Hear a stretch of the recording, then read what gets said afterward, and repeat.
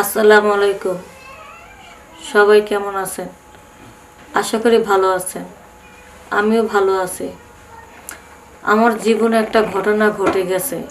আমি চাই এই ঘটনাটা সবার সাথে শেয়ার করতে, যেন আমার মতন কেউ লোভে পড়ে বিপদে পড়বেন না। আমি আগে কলেজে লেখাপড়া করতাম। বাড়িতে অভাব ছিল, তাই আমি লেখাপড়ার পাশাপাশি কিছু বাইরে সময় দিতাম।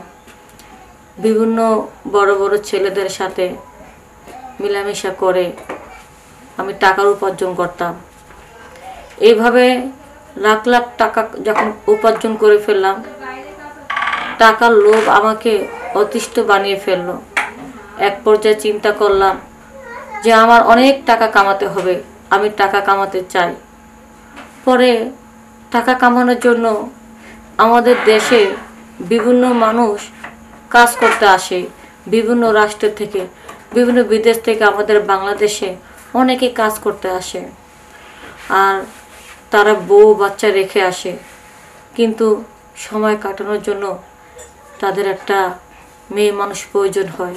ভাবলাম এরা বিদেশি মানুষ, এদের সাথে যদি একটু সময় কাটাই হয়তো মোটা অঙ্কের টাকা পাবো। এক দালালের মাধ্যমে কিছু কিছু বিদেশি লোক সংগ্রহ করলাম। সে কি করলো, কিছু কিছু বিদেশি লোক সংগ্রহ করে দিল। কেউ 3 মাসের জন্য, কেউ 1 মাসের জন্য, কেউ 6 মাসের জন্য। মানে সম্পূর্ণ আমরা দেশেই থাকলাম, দেশে বসে বসে সময় কাটালাম। এইভাবে সময় কাটাতে কাটাতে মানে তারা একটা কি করলো, কন্ট্যাক্টে বিয়ে করলো।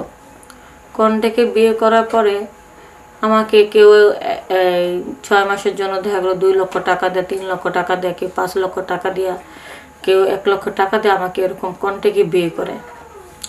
বিয়ে করার পরে আমার সাথে সময় টময় কাটায়, টাকাটাও ঠিক মতন দিয়ে দেয়। আমার টাকার প্রতি আরও লোভ লেগে গেল। আর তারা যেভাবে শারীরিক সম্পর্ক করে আমারও কাছে খুব ভালো লাগে। এক একজনে এক একভাবে করে, বিভিন্ন লোকেদের সাথে মেলামেশা করতে করতে আমারও খুব ভালো লাগে। পরে এক পর্যায়ে একটা ওমান, একটা দেশের নাম, ওমান থেকে একটা লোক আসে। এখন সেই এই দেশে কাজ করছিল, করার পরে সে আমাকে খুব পছন্দ করছে। এখন সে বলে আমার সাথে প্রায় 3 বছরের মতন সময় দিতে হবে। তোমাকে আমি মোটা অঙ্কের টাকা দেব। 3 বছরের জন্য আমাকে 30 লক্ষ টাকা দেবে। এই 30 লক্ষ টাকার লোভে আমি তার সাথে ওমান চলে গেলাম। বাইরে ভাই, ওমানের কথা আর কি বলবো। একটা কথায় আছে না, যে ভাড়া গাড়ি যদি নেগুলা যদি ভাড়া কেউ নেয়, রাস্তা যদি ভাঙাচুরা হয়, গাড়ি এমন গতিতে চালায় বাইরে ভাই, গাড়ির তলা থাকলে থাক, না থাকলে না থাক, গাড়ি চালাতে থাকে। এইভাবে প্রায় 3টা বছরের মধ্যে সারা রাত গাড়ি চালাতো, মাঝে মধ্যে দিনও চালাতো, একটা রাতও মিস করতো না। যদি কোনো রাতে বলতাম যে ভাই আর পারতেছি না, এবার একটু থামেন, ভাই কেন?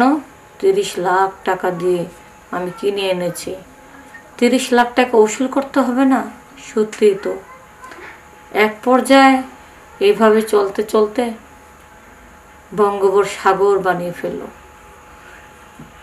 তারপর যখন 3 বছর চাহিদা পূর্ণ হলো, সে টাকার ভান্ডিল দিয়ে আমাকে বিদায় দিয়ে দিল।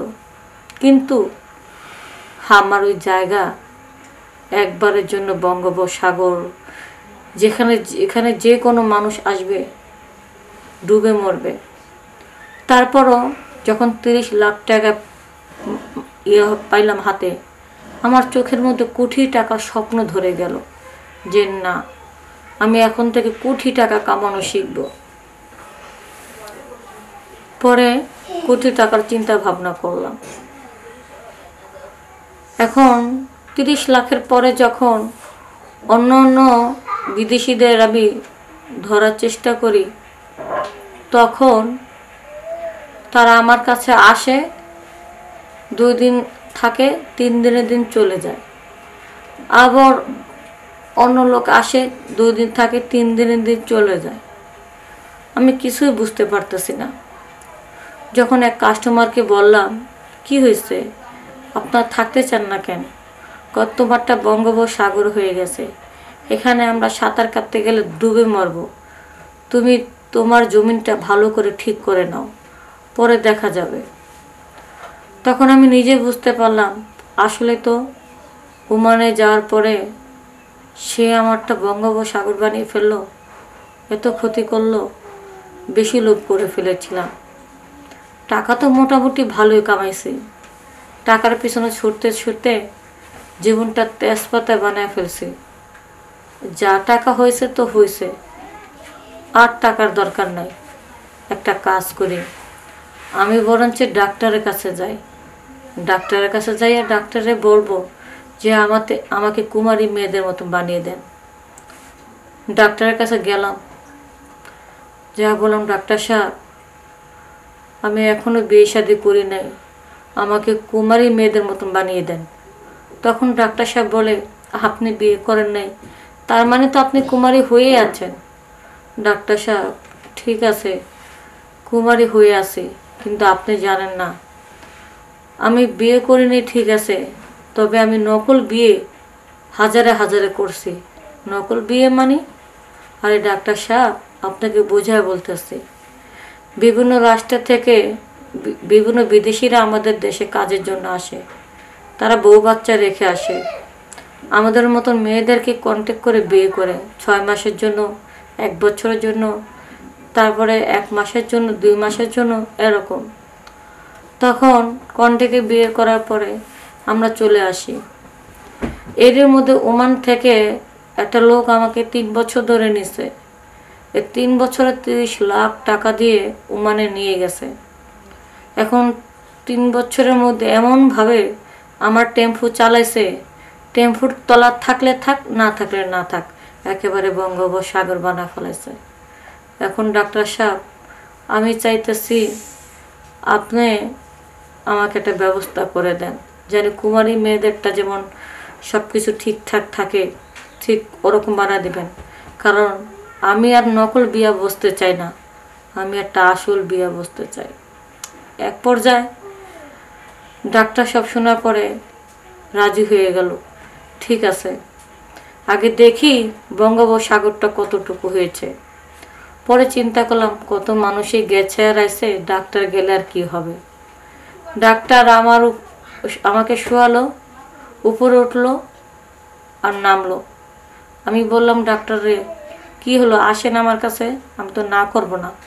আমি আপনার ভিতরে যে আবার প্রবেশ করে দরজা জানলা গুনে আবার বাইরে চলে আসলাম। আমি বললাম, কেন? আপনারটা সত্যি সমস্যা হয়ে গেছে, আপনাকে চিকিৎসা দিতে হবে ভালো করে। পরে আমাকে ডাক্তারের চিকিৎসা দেয়, ওষুধ লিখে দেয়, মলম দেয়। ওই ডাক্তার অনুযায়ী আমি কিছুদিন চলতে লাগি। এক পর্যায়ে আমার সব কিছু ঠিকঠাক হয়ে যায়। তারপর থেকে তোবা কাটছে যে কখনো খারাপ কাজে লিপ্ত হবে না, ভালো একটা ছেলে দেখে বিয়ে করে সংসারী হব। এবং ভালো একটা ছেলে দেখে বিয়ে করে সংসার হয়েছি। ওই ছেলে আমাকে এত ভালোবাসে, সে এত পরিমাণ বিশ্বাস করে, সে মনে করে যে তার আগে আমি কখনো কোনো ছেলেদের কাছে যাইনি। ডাক্তার আমার কাছ থেকে লাখ লাখ টাকা নিলে কি হবে, এত সুন্দর এমনভাবে তৈরি করছে যেন আমার স্বামী জীবনে বুঝতে পারবে না যে আমি তার আগে অনেক ছেলেদের কাছে গেছি। তো বন্ধুরা, আমি হয়তো ভুল করে ফেলেছি, লোভ করে ফেলেছি। আমার মতো লোভ তোমরা কোনোদিন করো না। তো সবাই ভালো থাকবা, সুস্থ থাকবা। আসসালামু আলাইকুম।